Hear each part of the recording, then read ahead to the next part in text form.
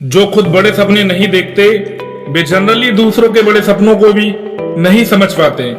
अगर आप भी अपने किसी सपने को साकार करने में लगे हैं तो इस बात के लिए तैयार रहिए कि आपको एक इनकरेज करने वाले तक पहुंचने से पहले 10 डिस्करेज करने वाले लोगों को फेस करना होगा। जब आप अपने ड्रीम्स को लोगों से शेयर करेंगे तो खास तौर पर ऐसे ड्रीम्स जो लीग से हटकर हों तो ज्यादातर लोग आपके आइडियाज पर डाउट करेंगे और अपने तर्कों से उसे वहीं किल करने में लग जाएंगे।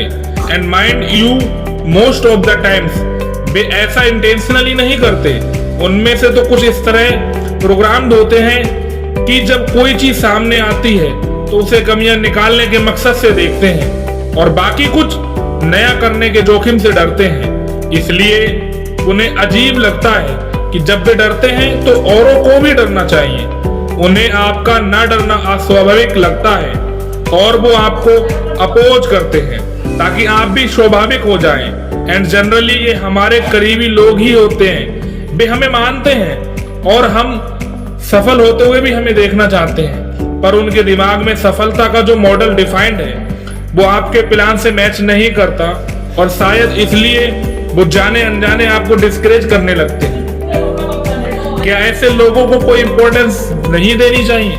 नहीं, ऐसा नहीं है। मेरा तो मानना है कि जब आप स्टार्टिंग फेज में हो तो डिस्करेज करने वाले लोग इनकरेज करने वालों से अधिक महत्व रखते हैं। आई थिंक आपको इसे एक चैलेंज के रूप में देखना चाहिए। जब आप ऐसे लोगों को कन्विंस करने की कोशिश कर रहे होते हैं तो दरअसल आप खुद को ही और कन्विंस करने में लगे होते हैं कि हाँ, What I am going to do can be done। इसकी चिंता मत करिए कि सामने वाला कन्विंस हुआ कि नहीं। चिंता इसकी कीजिए कि आपका इरादा कमजोर तो नहीं पड़ा। आप अभी भी आगे बढ़ने को रेडी हैं, कि आप अभी भी रिस्क लेने को तैयार हैं। एक एनकोडोट है, जब एक सेल्समैन ने किसी ने कहा कि तुम यहाँ जूते कैसे बेचोगे, यहाँ तो कोई जूते पहनता ही नहीं, तो सेल्समैन की आंखें चमक गई। वाओ, इसका मतलब मैं हर एक किसी को जूते बेच सकता हूँ। लोग आपके प्लान स्कीम में कमियां निकालेंगे ही, पर अगर आप अपने आइडिया को लेकर डिटरमाइंड हैं तो वे आपको पीछे नहीं धकेल पाएंगे। और अगर वे ऐसा कर लेते हैं तो उनके शुक्रगुजार रहिए, क्योंकि अगर आप उनके लॉजिक भर से डाउट में आ गए तो रियलिटी में वो काम करने में तो उससे कहीं भी अधिक चैलेंज आते होंगे। अब आप क्या करते? तो क्या इसका मतलब मैं हार मान लूं? नहीं, आप अपने आइडिया को ड्रॉप करके किसी और से नहीं आप हारे, क्योंकि कहीं ना कहीं आप खुद को अपने प्लान को लेकर कन्विंस नहीं थे। अब एक बार फिर आपको खुद को कन्विंस करना होगा। आपको एक्सटाइम प्लान में कुछ चेंज करना होगा या एक नया सपना देखना होगा। हाँ, अगर आपको अपने पहले प्लान में सचमुच कमियां नजर आ जाती हैं तो उसे ढोने की जरूरत नहीं कि मैंने ऐसे ऐसे सोचा था और सबसे बता भी दिया है।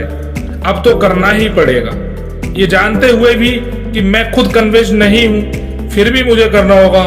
No, you don't have to. ऐसी गलती मत करिए। हेल्फेडली कोई ऐसा काम मत करिए एज ए ह्यूमन बीइंग। आप में इन्फिनिट पोटेंशियल है। किसी भी क्षण आप कोई भी नया सपना बुनने और उसे साकार करने का मादा रखते हैं। So why waste your ability? कुछ नया सोचिए, एक बार फिर जोश से भर जाइए और एक नए सपने के साथ दुनिया के सामने खड़े हो जाइए। और अगर मैं लोगों के डिस्करेज करने के बावजूद हार नहीं मानता तो आप बधाई के पात्र हैं। कॉन्ग्रेचुलेशन, आपने वो स्टेज पार कर ली है जिस पर 90% लोग अटक जाते हैं। यहाँ पहुंचने का मतलब आपने अपने सेल्फ डाउट्स क्लियर कर लिए हैं। आपने खुद को और भी कन्विंस कर लिया है कि यस, कैन डू इट। अब आप डिस्करेज करने वाले लोगों से दूरी बना लीजिए। उन्हें आप तो ऑलरेडी हरा चुके हैं। अब तो बस आगे बढ़ना है, अपने सपनों को साकार करना है।